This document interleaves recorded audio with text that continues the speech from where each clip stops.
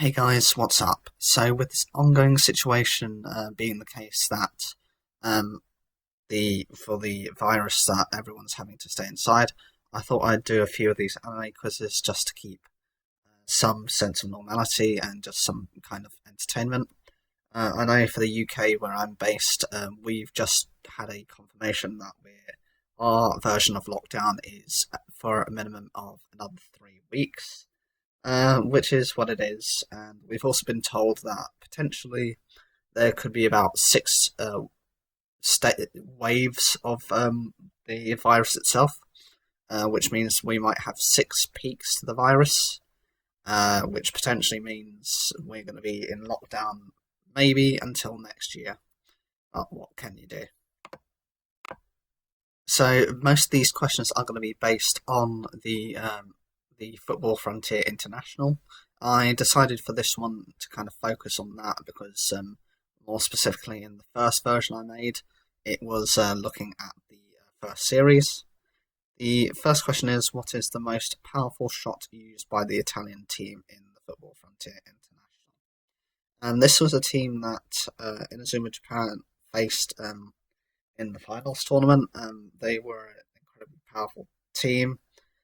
They only had about a couple of shoot techniques, which means they're not too difficult to find, and it's a technique you might actually remember. It was one I didn't have to research too much because I remembered what it was, and the answer is Odin's sword. This was a technique used by Hideo Aldina in the anime when they go up against Inazuma Japan. It was used successfully within the match against Inazuma Japan to score at least a couple of points. But when they faced qualifying against Little Gigant, it didn't go well against Rococo, who was the team captain of the opposing team, who was also the goalkeeper. While helping Endo train for his new technique, it is shown that his move improved over some time, and the development of the Odin sword. Endo is seen not being able to block Hideo's move, but he keeps on trying. After seeing Endo being determined, he was able to evolve it a little bit more, and afterwards, in that Endo wasn't able to block it, but he thanked Endo for the opportunity.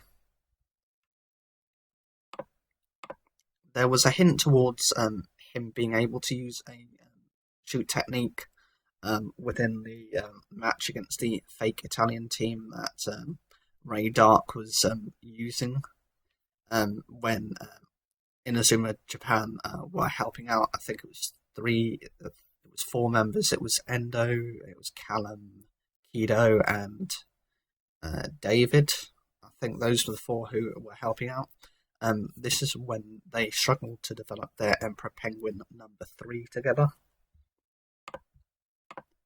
So following on from that, we have a question about one of the hissatsu tactics. What was the name of the hissatsu tactics used by Italy's team in the Football Frontier International? They only really used this technique, which they developed from actually in the past, seeing a video of Ray Dark's, I think it was his father, and seeing a particular technique that they copied from him. The technique itself is seen to be very powerful and does cause Inazuma Japan a lot of struggles. And the answer is the catenaccio counter. This was used in the anime by the Italian team Orpheus in episode 105, but it was Kido was able to see the weaknesses, being the playmaker within Inazuma Japan, to break further this tactic. It, however, developed when Nakata, who was the original captain for Orpheus, returned to join the team. He was able to kind of hide behind video and then kind of take the ball when they tried to go past him. But this technique was seen to be useless against Little Gigant. The purpose of the move itself is that a few players on the team form a circle and mark the player on the opposing team. They're able to block out any possible passes to other players. One player then goes to the centre of the circle, spins and steals the ball from the marked player. As for what this technique means, catenaccio is the Italian word for bolt, the one used to lock a door or a window. Its name is derived from the fact it locks the opponent player in a circle, and it's considered a very typical defensive play style. Okay, so question 3 is, which team did Inazuma Japan face as practice on the football island but didn't face in a serious match? If you remember, there was they were in the Group A division, and then you have the Group B division, which included, here's a clue here, France, you had Spain, and I can't remember the others. Then you had the others in the category that you had to face. I've managed to find the information. Block B also included, so the Kingdom was Brazil's representatives, Red Matador was Spain's representatives, Rose Griffin was France's representatives, Brockenborg was Germany's representatives, and Little Gigant was Qatar's representatives. And the answer is the Red Matador, which is Spain's representatives. They had a match with Inazuma Japan, which was a practice match in episode 102, because they were considered to be in the same situation for the preliminaries. They'd lost a match, and they'd also won a match. Therefore, they weren't in a situation where they would kind of outright lose, but I remember one of the I think it was one of the characters in Inazuma Japan said, though they haven't lost the position yet, part of their situation is depending on how the other teams stack up as to whether they can progress, but they know that they weren't able to lose anymore, otherwise that would be a guaranteed loss for them. They fought equally well and skillfully, but the match resulted in a tie.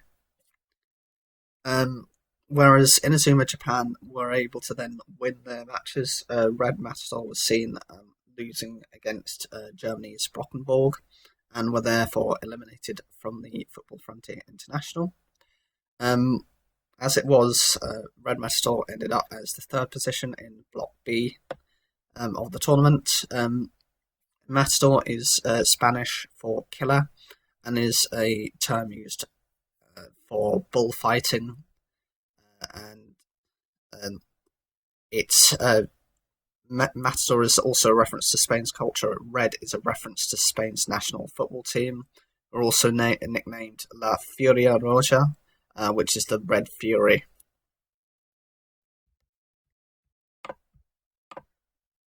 Okay, so question 4 is about Toramaru. What was the problem with Toramaru when they first met him? He had two situations which he wouldn't explain. Part of them were kind of pressured and linked to each other, and it actually created an understanding later on why he had such difficulty with his teammates being able to understand what they wanted and what the others expected of him. It was also what kind of held him back at the beginning, but he's seen to have his personality change after the match with Desert Lion, partly once they understood why he did what he did. And the answer is he didn't want to outshine his teammates. Initially within his school, he was considered the most talented member and would always be the one that scored goals. he and his team always appreciated that at the beginning, but then it got very tiring. People got very tired and bored of it because he would always be the one who would be relied on. No one else got their kind of 15 minutes in the spotlight. No one else could reach the level that he was progressing at. Toramaru felt this quite badly and felt that if he kept doing this, he would off-put his teammates completely. As a result, he ended up capping himself, not doing his best, always trying to work with his team rather than improve the team in general. He would always pass to people rather than take the shot himself. This was shown a few times within the series, including when they were in the qualifying match with all the members to identify who was going to be part of Inazuma Japan. He was in prime position to take a shot against Endo, but then back passed it to Axel, who considered this to be quite strange. He did this in various other situations, including Desert Line, until he took a football to the face, courtesy of Axel, who said that he wasn't taking the game very seriously. Question 5 is, why was Coach Hibiki unable to be Inazuma Japan's captain? Within the series, Inazuma Japan and the Inazuma 11 have had different coaches at different stages. So in the first series, there was the person who ended up being a spy for Ray Dark. He was originally their coach. Eventually they got Hibiki once they identified that he used to be a member of the Raymon 11, the original ones, not the newer versions, and managed to get him. Then they managed to get Hibiki found Coach Schiller, who actually had a connection to the enemy team at the time, who was the daughter of the man who was responsible for the Alias Academy students, for her to coach them. And eventually they ended up with a coach who had a lot of history with football, with other teams, but was referred to as the Cursed Coach. And the answer is he was suffering from heart disease. Throughout various situations, he is seen having to have had medical treatment. He doesn't explain this outright because of what's happening. He didn't want to interfere with their training or for them to be distracted by it. He kept that very secret between himself and the coach.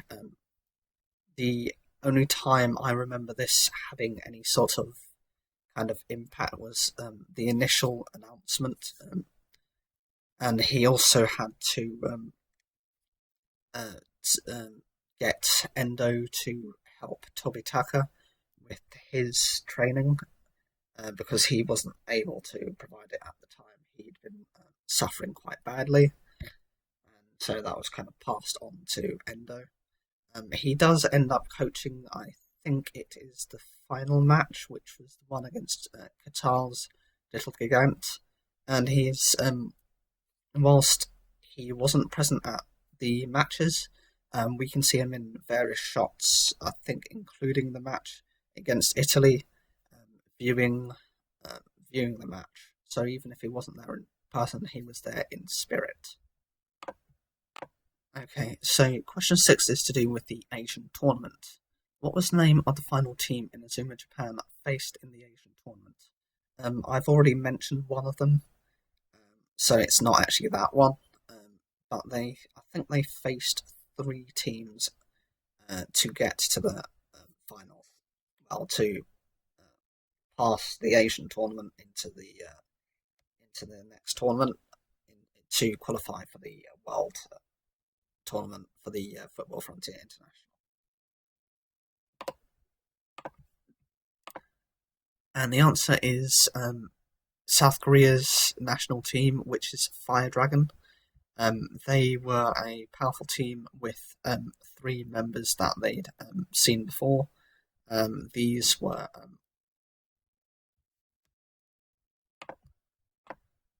Byrne and Giselle, alongside Byron Love. Those are the English dub names.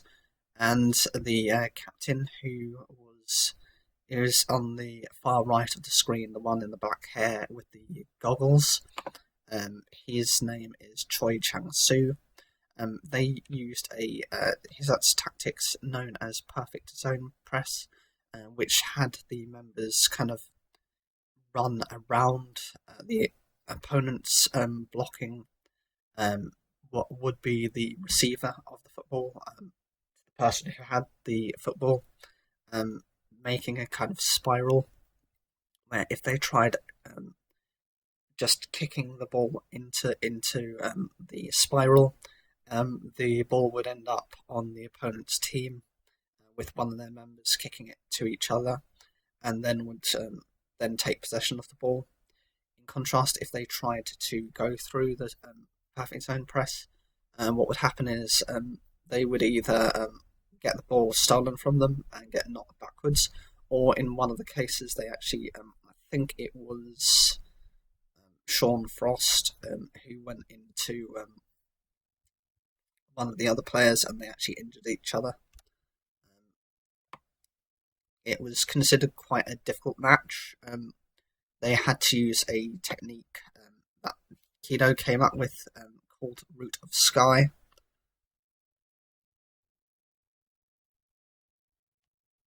They ended up actually winning by developing the technique Tiger Storm through Goenji and Toramaru working together. Okay, so question 7 is, which member of Shuriken Junior ended up a member of Neo Japan? This is quite a tricky question, just from the point of view that only one member of Shuriken Junior ended up. And we only actually see Shuriken Junior once as a main team within the first series. I think it was like episode 16. I don't know why he was potentially asked, but there might be a reason behind it, or they might have just needed to kind of fill out the team a bit. Neo Japan was the team that didn't like the original Inazuma Japan and didn't think they were worthy enough to be members. They hated the fact that they weren't even asked to participate within the match, the qualifying match, in order to put themselves as a member of Inazuma Japan. As a result, they actually were being coached by Coach Lena Schiller in order to develop themselves to officially challenge Inazuma Japan. And the answer is Sable Blue Sea, or he's also referred to as Sable Quicksilver. He's been given 2 names. It's a bit unusual. I think they dubbed it quite weirdly. You can see when he's referred to in the commentary as Quicksilver, but when they speak to him, he's referred to as Blue Sea. He's the one that's circled. He's actually the captain of Shuriken Junior, which I'm guessing is why he got the position, because Shuriken Junior are known for being very stealthy and very tactical. He might be one of the faster members on that team, and therefore has worth as a member of the opposition. Question 8 is, which member of Inazuma Japan got through the Antlion technique of Argentina's team, the Empire? This was in the finals tournament, and it was actually against a team who kind of looked down on Inazuma Japan, because they considered them to be one of the weakest teams and hadn't really bothered kind of studying them. They had mentioned that they had retained a perfect 0-point score against them, so they are referred to as not having any goals on their opponent, giving their opponents any goals. This is impressive because this is the only team that has actually been able to do this throughout the tournament, and actually led Inazuma Japan to kind of thinking that Argentina was only ever good for their defence. When they eventually face them in the tournament, they realise it's actually quite the opposite. And whilst they are very much known for their defence, this doesn't mean that they don't have any defensive techniques at all. It just means that their defence is that strong that they didn't hear anything about how good they were when scoring goals. And the answer is Todd. He was one of the original members of the Inazuma 11. He wasn't the first three. I think that was Kevin, Steve, and there was another one other than Endo. He joined the year after, where they had enough members to put a team together. He used a technique called Dash Excel to pass the ball just within a blind spot within the Antlion technique, enough that he was able to pass that on to Axel, where him, I think it was Toramaru and Xavier, were able to, between the three of them, unleash a new technique referred to as Grand Fire. Torres, who is the team captain, who's also a defender, wasn't able to kind of set up in time to use the Antlion technique or to use his. The whole point was actually to set everyone up for his own specific technique, which wasn't enough. And unfortunately, because the goalkeeper doesn't really have shots being taken against him, his 100 hand technique, where he just kind of uses it, isn't strong enough to sustain it. This is probably the biggest weakness of Team Argentina, because their goalkeeper doesn't get enough practice against powerful opponents' shots. Question 9 is, which was the first team Inazuma Japan faced in the Asian tournament? Again, there were 3 teams, so it shouldn't be too difficult.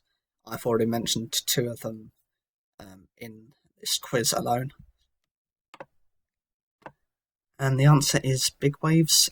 They were Australia's representatives who were powerful and spent most of their time on the ocean within the sea to develop their own techniques. They did have a couple of them that were land-based and trained purely on the land, which they had as reserve members, which they switched in a bit later on in the match. Their hissatsu tactic was able to kind of protect them as well as kind of go on the offensive. However, Kido was able to kind of identify their weakness. Tsunami, who was also a surfer-based player, was able to develop a new technique called the Typhoon, and Goenji, who is Axel Blaze, created his catenaccio screw, which is his third main technique, was able to score a goal as well, leading to a 2-1 victory. They weren't able to find any information prior to the tournament about them.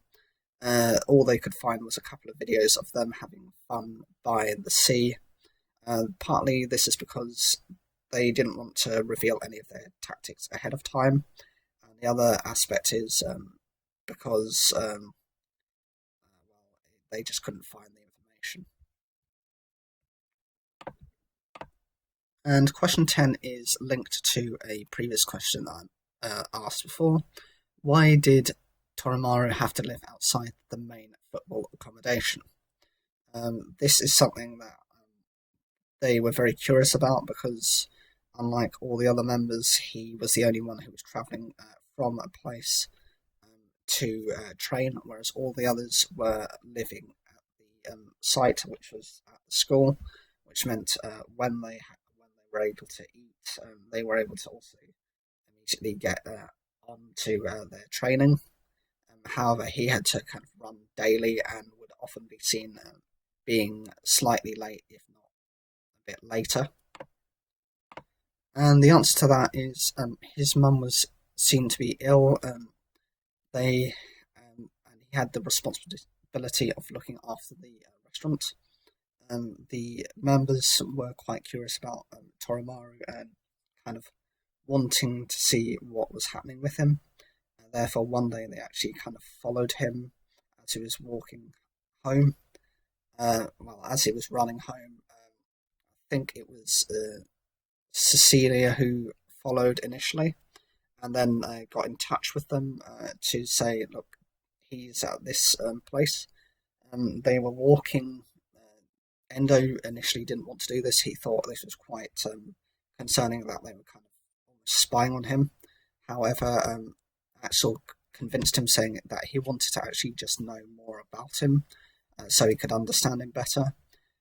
Endo eventually agreed. They ended up at the place. They were having a conversation with a girl who was one of Toramaru's friends, who worked at another business, and eventually Toramaru walks out the door and says, "What is all this noise about?" He then kind of is surprised to see that Axel and Endo are both there. He invites them in, and he starts kind of preparing food.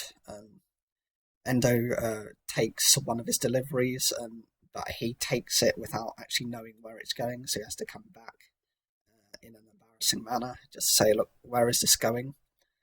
Then he kind of shows him, and then they kind of agree to work for the restaurant just for the night to get through service.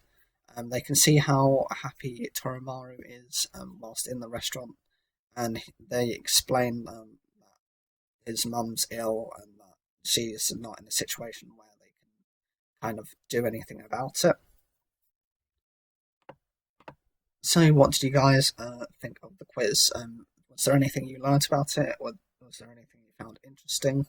Leave your comments down below, like the video if you enjoyed it, and don't forget to subscribe.